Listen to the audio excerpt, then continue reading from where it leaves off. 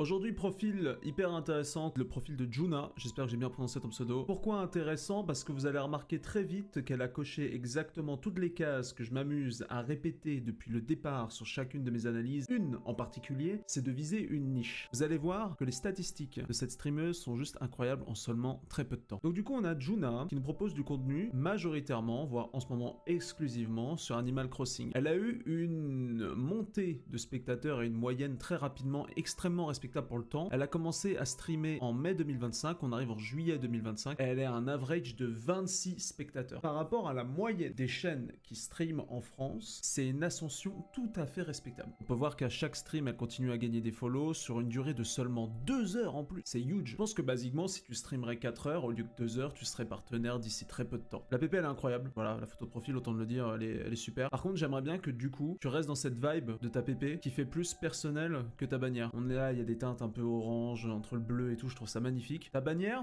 un manque de correspondance entre le style et la DA. À titre de mes goûts personnels, j'irais plus dans la DA de ta photo de profil que de ta bannière. En live, donc tu streams régulièrement, avant-hier, il y a 3 jours, il y a 5 jours. Donc, cibler une niche et être régulier, maintenant vous devez me croire quand vous voyez ce genre de profil, ça marche, d'accord? Pas la peine de tergiverser encore sur oui mais moi je vais faire des trucs qui me font plaisir encore, visez une niche. Bah écoutez, on va essayer avec un carreau en moins, on va voir ce que ça donne, et puis de retourner du coup... Alors l'avantage de Animal Crossing, c'est que vu que c'est un jeu qui est très épuré visuellement, on peut placer un peu sa caméra n'importe où, c'est pas important, donc nickel, la caméra, elle a ce qu'il faut, je dirais peut-être essayer de recentrer sur toi, parce qu'encore une fois, à gauche et à droite de la caméra, on s'en fout un peu de ta fenêtre, on s'en fout un peu de ton armoire et de ton bord de lit. Sinon, à part ça, la qualité lumière et vidéo est très bien. Par contre, ton son, je pense que t'as mal réglé ton Elgato. T'as une sorte de roulette sur le micro du Elgato pour régler le niveau du micro. Moi, ce que j'ai l'impression à l'oreille, c'est que t'as mis le niveau au max sur la roulette et qu'ensuite t'as baissé les décibels sur OBS. Tu me diras si je me trompe. Parce qu'en fait, ton son ne sonne pas fort, mais sonne saturé. Ou alors c'est ton noise gate qui est trop puissant. Donc il va falloir reviser un peu les filtres et tous ces trucs-là.